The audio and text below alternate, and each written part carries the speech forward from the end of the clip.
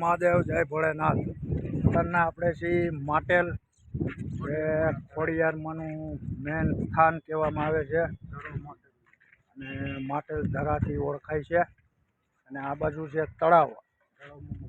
આ તળાવની અંદર મગરે છે અને આનું પાણી આખું ગામ વાપરે છે. બોરનું પાણીથી રસોઈ નથી, દારના પાણીથી ગામમાં કોઈ પણ રસોઈ કરો તો રસોઈ નથી થતી. એની માટે તમારે આમાંથી જ પાણી ભરવું પડે. જો દેખાડું તમને તળાવ ધરા છે અને આ ધરાનો આખું ગામ પાણી પીવામાં ઉપયોગ કરે છે. સામે તમે જોઈ શકો છો બધા વરસાદી લે છે પાણીની, અને સામે જોઈ શકો છો પાણી પણ ભરે છે. અને આ ધરો 12 મહિના કોઈ દી સુકાતો જ નથી. અને આખું ગામ આ ધરાને પાણીમાં પીવાનો ઉપયોગ કરે છે. અને ગામમાં દાર નથી, અને દાર કરો તો એ પાણીની રસોઈ નથી થતી. એટલો હાથ છે માં ખોડિયારનો. તો જોઈ શકો છો. ચાલો હવે જઈએ મંદિર બાજુ. આપણે આ છે બજાર. આપણે જઈએ મંદિર બાજુ. થોડીક દૂર મંદિર છે. અહીંયા જો માતાજીનો ધરાનો ઇતિહાસ. માતાજીના ધરા તળાવની આજુબાજુ કોઈએ ગંદકી કરવી નહીં. માતાજીના ધરા તળાવની ઊંડાઈ ઘણી હોવાથી કોઈએ નાહવા પડવું નહીં. માતાજીના ભક્તજનોને માટલા માટે ખોરાક નાખવો નહીં. માટેલ ગામમાં સમસ્ત આ ધરાનું પાણી પીતા હોય તો કોઈએ ગંદકી કરવી નહીં. આ સૂચના.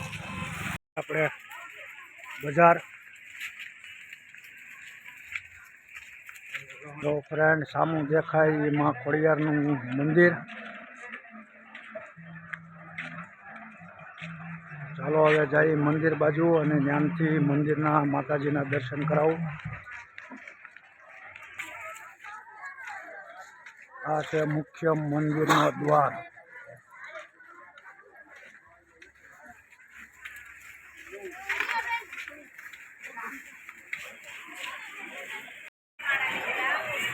આ મુખ્ય મંદિરનો દરવાજો.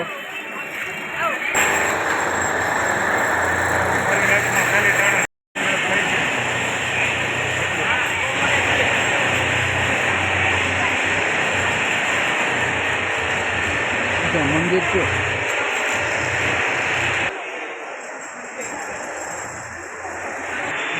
આ સામું મુખ્ય મંદિર. તો વિડીયોના માધ્યમથી તમને દેખાડું.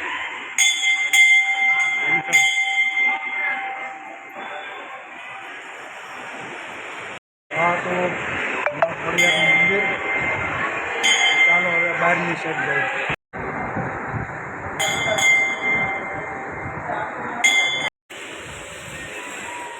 આ મુખ્ય બજાર. ચાલો હવે બજારમાંથી આપણે જવું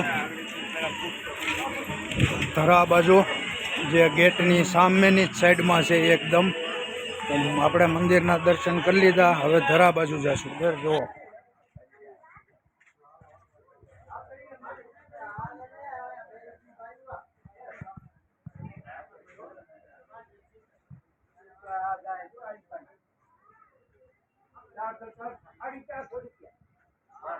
જય માતાજી.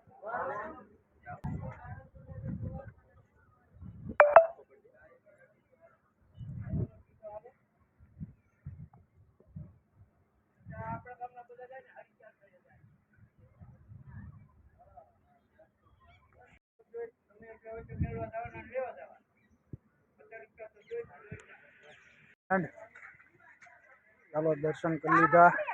ઘરો દેખાડી દીધો. હવે જાઉં ગાડી બાજુ અને હવે મળશું બીજા વિડીયોમાં. તો બધાને હર હર મહાદેવ. જય શ્રી રામ. જય મા ખોડિયાર.